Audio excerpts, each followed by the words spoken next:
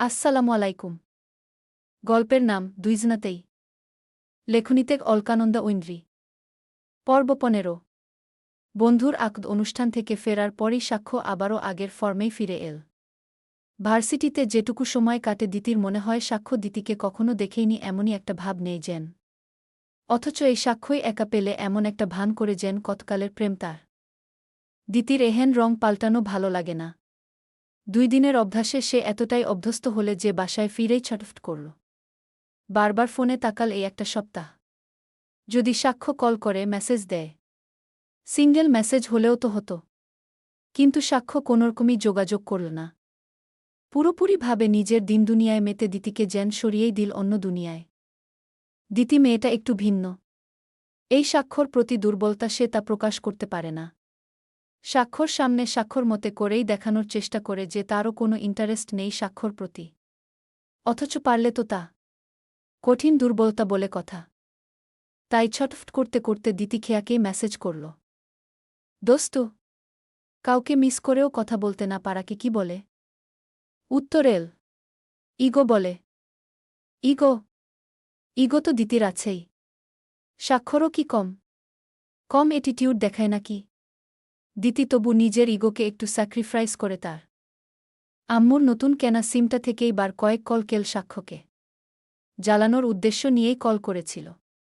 অতঃপর সাক্ষ্য কল তুলতেই মুখে তেয়ালে পেঁচিয়ে মোটা গলায় বলল, আসসালামু আলাইকুম স্যার, আপনাকে একটা কথা বলার ছিল। সাক্ষ্যকে বা কারা কিছুই জিজ্ঞেস করল না। দিতি ভেবেছিল জিজ্ঞেস করবে। শুধু বলল, শুধু একটাই। দিতি ভ্রু কুচকায়। এমনভাবে বলছে যেন 10টা কথা বললে সে খুশি হতো। মেয়ে মানুষ কল করলে এমনই করে মনে হয়। দিতি ফুঁসে উঠল অজানার আগে। বলল, কয়টা শুনতে চান স্যার? আপনি কয়টা বলবেন? দিতি সাক্ষ্যকে জ্বালানোর জন্য কল দিলেও মেজাজ খারাপ লাগল। বলে উঠল, আমাকে চেনেন আপনি? অপরিচিত মেয়ের থেকে কথা শুনতে চাইবেন কেন? অপরিচিত মেয়ের কথা শুনতে ভালো লাগছে তাই। দিতির ফর্সা মুখ তখন লাল হয়ে উঠল। নাকের ডগা টকটকে লাল। বলল, ডেইলি কত মেয়ের কথা শুনতে ভালো লাগে? আন্দাজ করুন তো। দিতি এর পরের মুহূর্তে আর কোনো উত্তরই দিল না। শুধু রাগে ফোন রাখল। অথচ এই সাক্ষ্যকেই সে এই 1 সপ্তাহ জুড়ে মনে করেছে বারংবার। ঘুমোতে গেলে অবধি 2 দিনের সে অভ্যস্ততা মনে করেছে। মনে পড়েছে স্মৃতিগুলোও। বোধহয় প্রথম প্রথম প্রেমিকের সাথে ঘুরলে ফিরলেও প্রেমিকারা বারংবার এই স্মৃতিগুলো মনে করে। লজ্জায় কুকড়ে যায় কিংবা ভালো লাগারা ছুঁয়ে যায় অজান্তেই। দিতি ফোসফাস শ্বাস ফেলে। সেদিনের সে রাগ নিয়েই ভার্সিটিতে গেল। ক্লাস করল। সাক্ষ্যকেও আড়াল খেকে দেখল বার কয়েক। তবুও রাগ শান্ত হল না। দিতি ভার্সিটির ক্যান্টিনে বসা ছিল। সময়ের খাতা অনুযায়ী আজ দিতির বিয়ের কেনাকাটা করা হবে। দিতি শিওর এই সাক্ষ্য আবারও ঢং দেখাবে। বউ ভাব দেখাবে তার সাথে। কাজ ঘেঁষবে। তারপর আবারই লাপাত্তা হয়ে যাবে। একদম চিনবেই না। দিতি ফোঁস করে শ্বাস ফেলতেই খেয়া এল ওখানে। পাশপাশি বসা ছিল মিহুও। নিধির প্রসঙ্গেই মিহু বলে উঠল, নিধি আর সাক্ষ্য স্যারকে নিয়ে লম্পজম্প করে না, তাই না? ব্রেকআপ ট্রেকআপ হয়ে গেল নাকি দুইজনের? দিতি কপাল কুঁচকে তাকাল। তপ্ত মেজাজে বলে উঠল, কেন, ব্রেকআপ হলে তুই চেষ্টা করবি? ঠিক স্যার হয় আমার। দিতি কফিতে চুমুক দিল। ভ্রু নাচিয়ে বলল, স্যার বলেই তো তাকিয়ে থাকিস। মিহুর মুখটা দেখাল বাংলার পাঁচের ন্যায়। চুপসে নিয়ে অপর পাশ ফিরতেই দেখা গেল সাদাব আর কিয়ানকেও মিহুকে ওভাবে বসে থাকতে দেখেই কিয়ান ভ্রু কুচকাল। বলল, কি রে, কান্দে কেন? কাঁদে না বাবু।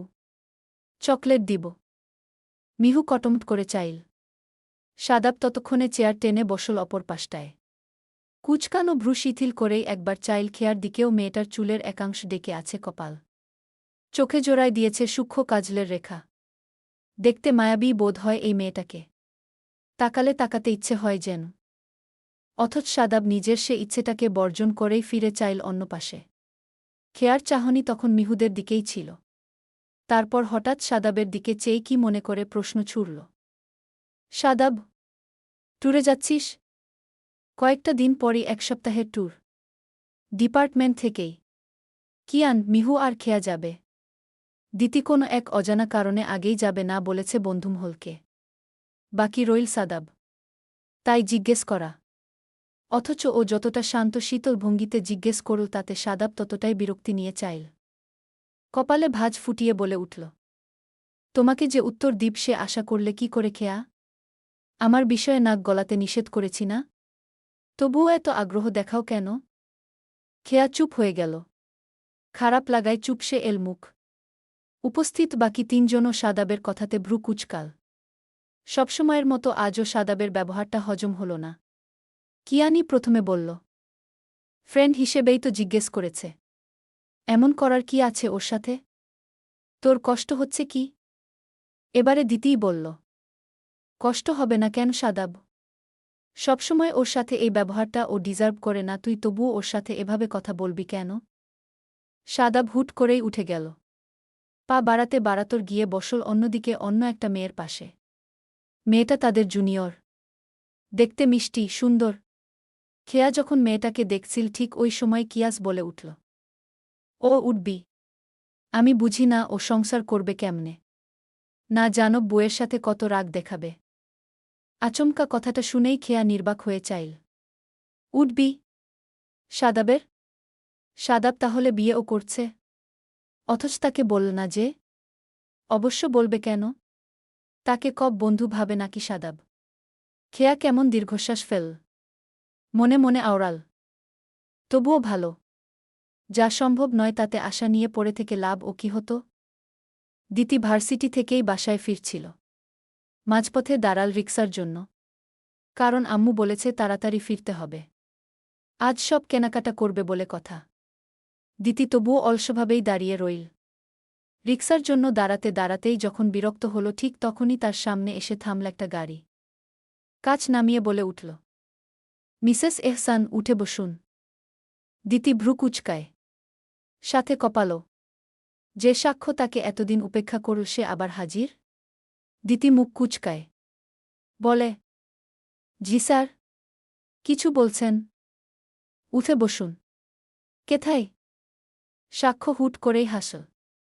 বলল, কোথায় বসতে চাইছেন? কোলে। বসলে বসুন। নিষেধ নেই আমার। দিতি চোখ খিচে নীল। এই ছেলে আস্ত এক ফাজিল। অথচ ভাবখানা দেখায় কত ভদ্র। দিতি নিজেই বলল, আমার বাসায় আমি একা যেতে পারব। স্যার হয়ে এতটুকু ভাবার জন্য ধন্যবাদ স্যার। স্টুডেন্ট হিসেবে কে কোলে উঠতে বলে? দিতি দাঁতে দাঁত চেপে বলল, কি হিসেবে বলছেন স্যার? সাক্ষ্য ভ্রু নাচিয়ে শুধাল, কি হিসেবে বললে খুশি হবেন? দিতি কিছুই বলল না। শুধু ওভাবেই দাঁড়িয়ে থাকল। সাক্ষ্য এবারে আবারও বলল, উঠবেন না? মাঝরাস্তায় জোরজবরদস্তি করে গাড়িতে তুলব? ভালো দেখাবে? আপনি চাইলে অবশ্যও। দিতি মুহূর্তেই উত্তর করল, পা আছে আমার। গুড। তাহলে উঠতে ভয় পাচ্ছেন কেন? ভয় নেই, একা পেয়ে আবার দোষ করে বসব ভেবে নিবেন না গিয়ে। রিকশা নেই। আবার কেনাকাটার জন্য এমনিতেও সাক্ষ্যর সাথে যেতেই হবে ভেবে উঠে বসল। ভ্রু নাচিয়ে বলে উঠল, আপনার কি মনে হচ্ছে দোষ করার সাহস করলেই দোষ করতে পারবেন? যদি না আমি প্রশ্রয় দেই? প্রশ্রয় তো দিয়ে দিয়েছেন বহু আগে। এখন শুধু প্রশ্রয় দেওয়ার ফল উসুল করবেন মিসেস। দিতি ভ্রু কুচকে চেয়েই শুধাল এবারে, মিসেস? মিস নাকি? মিসেসটা মনে করতে পেরেছেন কব করে? আমি তো ভেবেছব আপনার মেমোরি লস হয়ে গেছে। দিতির মুখটা টানটান। মৃদু রাগ স্পষ্ট। সাক্ষ্য তা বুঝেই বলল, যে মেমোরিতে আপনি আছেন তা লস হয় কি করে ম্যাম? লস করার ইচ্ছে থাকলেই হয়। লস করার ইচ্ছে? ঠিক। এসব ইচ্ছে আমার নেই। সাক্ষ্য এ কথাটা বলার সাথে সাথেই সাক্ষর ফোনে কল এল। ফোন স্ক্রিনে স্পষ্টই অদিতি আন্টি নামটা ফুটে উঠল। অতঃপর নামে নিচ দিয়ে দেখা গেল তারই আম্মুর কেনা নতুন সিমের নাম্বারটাও। দিতি চোখ শুরু করেই চাইল। এই সাক্ষর কাছে এই নাম্বারটাও থাকার প্রয়োজন ছিল কি?